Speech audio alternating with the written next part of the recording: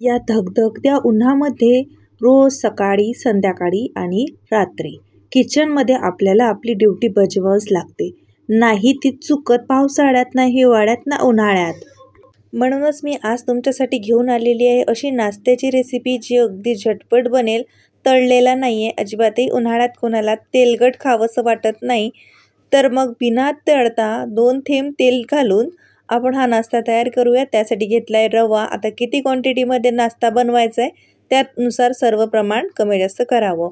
मी इथे 2 वाट्या रवा, त्याला 2 चमचे बोठे भरून तांदूळाचं पीठ घेतलं, ज्याने नाश्ता खुसखुशीत होईल. घरात असेल त्या भाज्या घालाव्या. मी इथे गाजर आणि आपलं टमाटर घातलं, हिरवी मिरची घातली, कांदासुद्धा घालू शकता. काही पालेभाज्या असेल तर त्या घातल्या तरीही चालतील.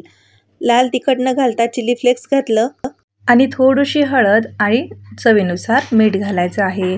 तुम्हाला जर हवं असलं तर तुम्ही याच्यात भाजलेल्या जिऱ्याची पूड, धण्याची पूडसुद्धा घालू शकता. आता आपण याच्यामध्ये घालतोय ताक. हो, ताक घाला याच्यामध्ये, जवळजवळ अर्धा लिटर किंवा अंदाजे तुम्ही थोडं थोडं करून ताक घालू शकता. रवाचा पदार्थ आहे. रवा हा पाणी म्हणा किंवा ताक म्हणा चांगलं सोक करतं, तर त्याच्यामध्ये जास्त तर होणार नाही. मी इथे बघा जवळजवळ 2.5 वाट्या रवा घेतला होता. 2 वाट्यापेक्षा जास्तच होता. आणि त्याच्यामध्ये थोडंसं तांदूळाचं पीठ घातलं होतं, जेणेकरून नाश्ता खुसखुशीत बनेल. तर त्याच्यासाठी आपण अर्धा लिटर ताक घातलं आणि वरतून थोडंसं पाणीसुद्धा घालतोय. पाणी अंदाजे घालते. बघू शकता मी याची कन्सिस्टन्सी तुम्हाला शेवटी दाखवेल, म्हणजे तुमच्या लक्षात येईल की आपल्याला याच्यामध्ये ताक किंवा पाणी कितपत घालावं लागेल. सर्व जिन्नस कमी जास्त होऊ शकतं, कारण रवा जर तुम्ही इथे बारीक घेतला असेल तर कमी लागू शकतं, आणि जाड रवा असेल तर ताक आणि पाणी हे थोडं जास्तसुद्धा लागू शकतं. म्हणून आपण शेवटी कन्सिस्टन्सी बघूयात, जेणेकरून आपल्याला अंदाज येईल. तर थोडं थोडं पाणी घालून मी हे छान असं थोडंसं भिजवण्याचा प्रयत्न करत आहे. बघू शकता तुम्ही. हा पदार्थ असा आहे, लहानांपासून मोठ्यांना सर्वांनाच आवडेल. पचायला हलका फुलका आहे, ना मैद्याचा वापर आहे ना तळलेला आहे. त्यामुळे तुम्ही हा नाश्त्याला किंवा संध्याकाळच्या छोट्या मोठ्या भुकीसाठी सुद्धा बनवू शकता. किंवा मग तुम्हाला संध्याकाळी रात्री स्वयंपाकाचा कंटाळा आलाय तर तुम्ही त्यावेळेसुद्धा हा भरपूर प्रमाणात भरा, आणि म्हणजे कसं सर्वजण पोट भरून खातील एवढा छान लागतो. याच्यासोबत छान एखादी कुठली चटणी वगैरे बनवली ना तर आणखीनच मजा येईल. तर बघू शकता मी याच्यामध्ये चिली फ्लेक्सचं प्रमाण थोडंसं वाढवलं. आता आपण याच्यामध्ये मोड आलेले हिरवे मूग घालतोय, जेणेकरून हा नाश्ता आणखीनच पौष्टिक बनेल. भरभरून अशी कोथिंबीर घाला आणि आता सर्व जिन्नस परत एकदा मिक्स करून घ्या. तुम्ही याच्यामध्ये मोड आलेली मटकी किंवा मग हरभरेसुद्धा घालू शकता, जर तुम्हाला आवडत असेल तर. मी मूग घातलेले आहेत, आणि नसतील तर नाही घातल्या तरीही चालेल. थोडंसं छान चव येण्यासाठी किंवा हा पचायला हलका होण्यासाठी आपण याच्यामध्ये हिंगसुद्धा घालतोय.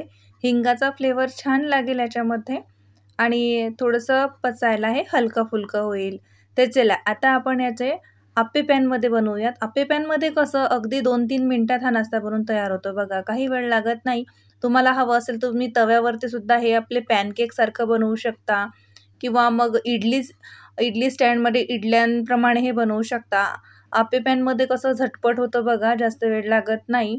तर मी त्याच्यामध्ये थोडं तेल घातलं, त्याच्यावर थोडेसे पांढरे तीळ घातले, चिली फ्लेक्स घातलं. पूर्णपणे ऑप्शनल आहे, दिसायला सुंदर दिसतं, आणखीनच चटपट बनतं. तेलाचं प्रमाण याच्यापेक्षाही तुम्ही कमी वापरू शकता नक्कीच. आणि याच्यामध्ये आता 1-1.5 चमचा असं हे बॅटर घालून घेऊयात. बॅटरची कन्सिस्टन्सी तुम्ही परत एकदा बघून घ्या, म्हणजे तुमच्या लक्षात येईल.